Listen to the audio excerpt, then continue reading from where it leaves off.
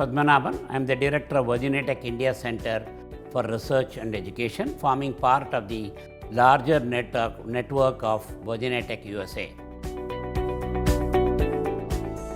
Well, if I trace back my history, I worked for nearly 30 years in the areas of Indian space research, also a stint at NASA, where we initiated the initial programs in satellite making and then in rocket launching and all that.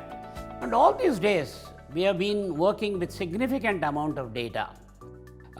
Be it a satellite or a rocket or whatever it is, we were thinking that how do we tackle this huge amount of voluminous data that come into?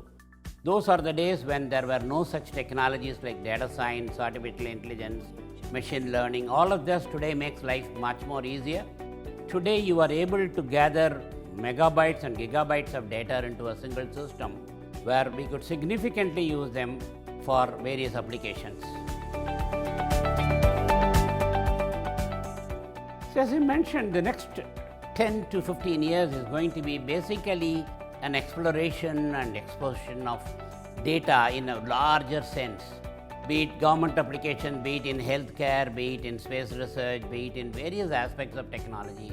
This is going to spearhead, and there is data everywhere. There's a need for data, there's a need to analyze data, there's a need to interpret data, and all this are going to happen if and only if you have a grasp of data sciences.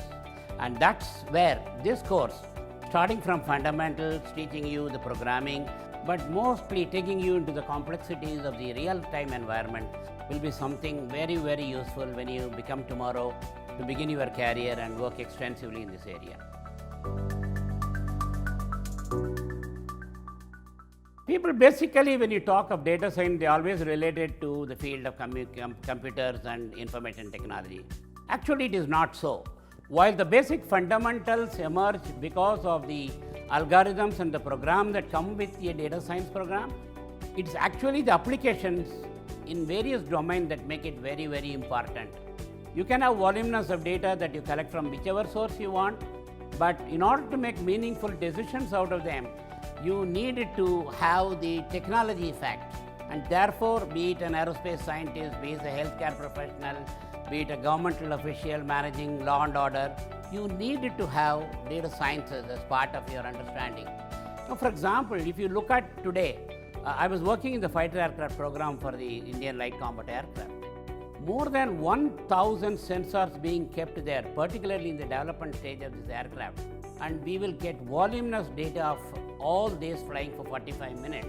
And we need to interpret, fine-tune the system back, both the engine, the various systems that go into it, including the delivery of the missiles and things like that. And that's where we believe there is endless applications in take any sphere of activity in the globe. For the last 5 years, I've been working in the technology of drones. We work very closely with Indo-Korea, Indo-Spain programs where we develop state-of-the-art drones. And all these drones are used for different applications in agriculture, health science, data monitoring, things like that. Let's take an example of an agricultural application of a drone where voluminous data are collected. We keep various cameras, sensors into your drones, fly them through and collect the data about the health of the plants, about the various stages of growth, where is the paucity of water, where is the paucity for fertilizer.